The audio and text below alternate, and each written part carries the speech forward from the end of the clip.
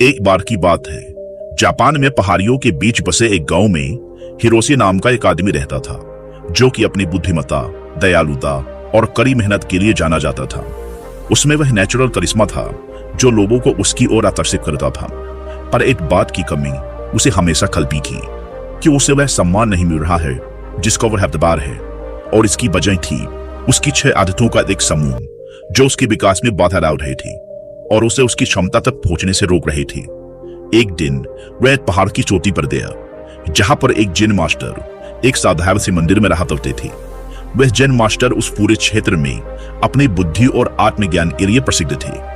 जिन master ने जैसे ही Hiroshi को अपनी तरफ आते देखा, उन्होंने एक लंबी मुस्कान के साथ उस पर स्वागत किया और उसे बड़े ही प्रेम से बैठने के लिए कहा। इसके बाद हिरोशी अपना दिल खोलकर अपने संघर्ष और मुश्किलों की कहानी जिन मास्टर को सुनाने लगा। इन्हीं संघर्षों को वह अपने जीवन की सबसे बड़ी समस्या मानता था। उसकी सारी समस्याओं का मुद्दा केवल एक था कि उसे सम्मानित महसूस नहीं होता था। जिन मास्टर उसकी सारी बातों को ध्यान से सुनते जा रहे थे और बीच बीच में अपना सिर भी हिलाते जा रहे थे। जब हिरोशी ने अपनी बात खत्म कर ली और चुप हो गया, तो जिन मास्टर ने बहुत ही शांत और सुखद आवाज में कहा, प्रिय हिरोशी, सम्मान अर्जित किया जाता है। दूसरों का सम्मान आने के लिए तुम्हें पहले खुद का सम्मान करना सीखना होगा, और ऐसा करने के लिए तुम्हें उन 6 आदतों को पीछे छोड़ना होगा जो तुम्हें आगे बढ़ने से रोक रही है। हिरोशी ने उम्मीद भरी नजरों से जिन मास्टर की ओर देखा, क्योंकि वो ये जानने के लिए उत्सुक था कि वो 6 आदतें कौन सी हैं और उनसे छुटकारा कैसे पा सकते हैं। जिन मास्टर ने आदतों को बताना शुरू किया। जिन मास्टर ने कहा, पहली आदत जो तुम्हारे काम में सबसे बड़ी बाधा है और तुम्हें छोड़नी चाहिए, वो है काम को टालना। अपने काम में देरी करके तुम खुद को आगे बढ़ने और महानता हासिल करने के लिए उचित अवसर से दूर हो जाते हो। काम को टालने का अर्थ है अपनी सफलता को टालना। याद रखो, अगर तुम उस काम को टाल रहे हो तो कोई और उस काम को करके उस सफलता को छीने जाएगा और तुम्हारा सपना सिर्फ सपना बनकर ही रह जाएगा। इसीलिए अनुशासन अपनाओ और अपनी जिम्मेदारियों को पूरे मन से निभाओ। दूसरी आदत है लोगों को जज करने की आदत। हम किसी को बिना जाने, बिना अच्छे से परखे उसके बारे में एक विशेष राय बना लेते हैं, और अक्सर ये राय नकारात्मक ही होती है। राय बनाने का मतलब है कि फिर हम उस चीज या उस इंसान को वैसा नहीं दे पाएंगे जैसा वो असल में है, जो कि हमारी राय इसमें हमारी बाधा बन जाती है और हम उस इंसान, वस्तु या परिस्थिति के मूल स्वभाव को समझने में विफल रह जाते हैं। जिन मास्टर का कहना था कि किसी को भी बिना अच्छे से जाने या किसी भी परिस्थिति को बिना समझे हमें उसके बारे में अपनी नकारात्मक या सकारात्मक राय नहीं बनानी चाहिए। तीसरी आदत जिन मास्टर ने बताई कि हर चीज के लिए दुखी होना बंद करो। हर परिस्थिति और हर चीज हमारे नियंत्रण में नहीं हो सकती, और ना ही हर चीज हमारी इच्छा अनुसार होगी।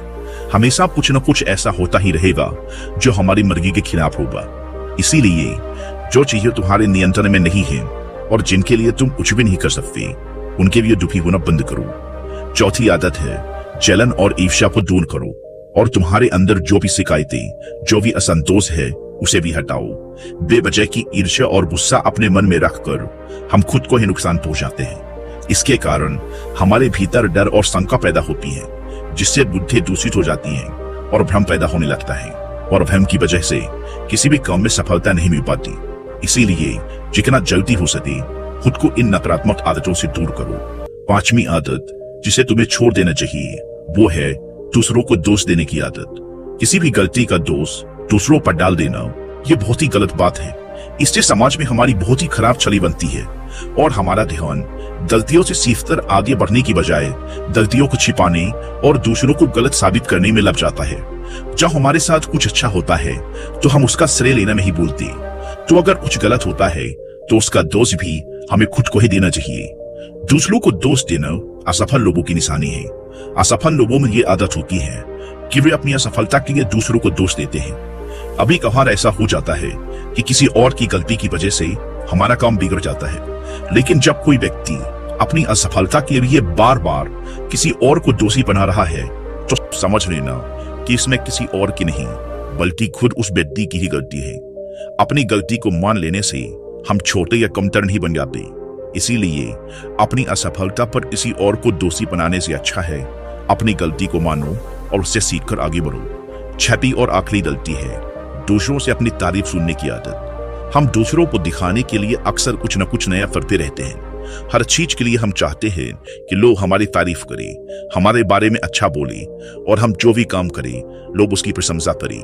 अगर किसी बात के लिए हमारी आलोचना होती है तो हम बहुत दुखी हो जाते हैं, और इस तरीके से हम लोगों के हाथों की कठपुतली बनकर रह जाते हैं। इसीलिए हमें दूसरों की तारीफ की कोई जरूरत नहीं है। और वैसे भी लोगों की तारीफें खोखली होती हैं, जो एक पल में हमें आसमान पर पहुंचा देती है तो दूसरे ही पल नीचे जमीन पर पटक देती है। इसीलिए हमें लोगों की तारीफ और बुराई से फर्क नहीं पड़ना चाहिए, और जो हमें पसंद है और जो हमें सही लगता है वही करना चाहिए, बशर्ते वो नैतिकता पर खरा उतरता हो। हिरोशी ने जेन मास्टर से कहा, आपने 6 बुरी आदतों के बारे में तो बता दिया, लेकिन पुरानी आदतों को छोड़ना और नई आदतों को अपनाना बहुत मुश्किल होता है। तो मेरा प्रश्न है कि आखिर हमारा मन नई आदतों को अपनाने का विरोध क्यों करता है, और नई आदतों को आसानी से कैसे अपनाया जा सकता है। जेन मास्टर ने कहा, ज्यादातर लोग आदतों को बदलने में असफल रहते हैं क्योंकि उनकी उस नई आदत के साथ अवास्तविक उम्मीदें जुड़ी होती हैं। जैसे अगर कोई व्यक्ति सुबह जल्दी उठकर व्यायाम करने की नई आदत डालना चाहता है तो वह उम्मीद लगा लेता है कि उसकी इस नई आदत से उसका वजन तेजी से कम होना शुरू हो जाएगा, या फिर उसका शरीर तेजी से शक्तिशाली बन जाएगा, जबकि असल में ऐसा नहीं होता। इन दोनों ही परिणामों को हासिल करने में समय लगता है, लेकिन हमारा मन पहले से ही यह निश्चित कर लेता है कि परिणाम कैसा होना चाहिए, और जब हमारी उम्मीदों के अनुसार परिणाम नहीं मिलते तो हम निराश और उदास हो जाते हैं और अपनी पुरानी आदतों में वापस लौट जाते हैं। लेकिन जो व्यक्ति वास्तविक और सही उम्मीदों के साथ नई आदत की शुरुआत करता है वो उदास और निराश होने से बच जाता है और आदत बदलने के दौरान अपने आंतरिक विरोध पर काबू पा लेता है। अब अगला प्रश्न है कि आदतों को आसानी से कैसे अपनाया जाए। तो ऐसा करने के 8 आसान नियम है। पहला, अपने विचारों को लिखो। उन सभी चीजों की पहचान करो जिन्हें तुम बदलना चाहते हो, चाहे वो छोटी हो न बड़ी, उन सबको लिखो। दूसरा नियम, छोटे कदम उठाओ। सबसे छोटी आदत से बदलाव करना शुरू करो। इस बदलाव को इतना आसान बनाओ जिसे तुम मना न कर सको। उदाहरण के लिए, हर सुबह की शुरुआत 2 मिनट के धन्यवाद के साथ करो, या फिर हर सुबह सिर्फ 5 मिनट ध्यान का अभ्यास करने का निर्णय लो। तीसरा नियम, अपनी आलस्य और टाल मटोल की आदत को कम करो, और इसके लिए सचेतन रूप से अपने काम के परिणाम को किसी मजे से जोड़ो। उदाहरण के लिए, अपने आप से कहो, जब मैं सुबह का ध्यान और व्यायाम पूरा कर लूंगा अब 1 कप चाय पीऊंगा। यानी जब तू अपने ध्यान और व्यायाम के नियम को पूरा कर लोगे अभी चाय पियोगी, उससे पहले नहीं। चौथा नियम है, अपने काम को आदत बनने दो। यानी दूसरी नई आदत तब तक मत शुरू करो जब तक तुम्हारा ये वाला काम तुम्हारी आदत न बन जाए, तुम्हारी दिनचर्या का हिस्सा न बन जाए। 5वीं आदत है आभार या धन्यवाद का भाव।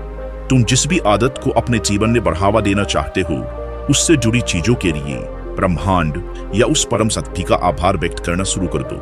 उदाहरण के लिए, अगर तुम खुश रहने की आदत विकसित करना चाहते हो तो उन तमाम अच्छी चीजों के लिए आभार व्यक्त करना शुरू कर दो जिनकी वजह से तुम्हारे जीवन में खुशियां हैं, और फिर तुम देखोगे कि वो सभी अच्छी चीजें कई गुना बढ़कर तुम्हारे पास वापस आनी शुरू हो जाएंगी। एक बात याद रखो, जो लोग निष्क्रिय और संवेदनहीन होकर बैठे रहते हैं वे गलतियां नहीं करते।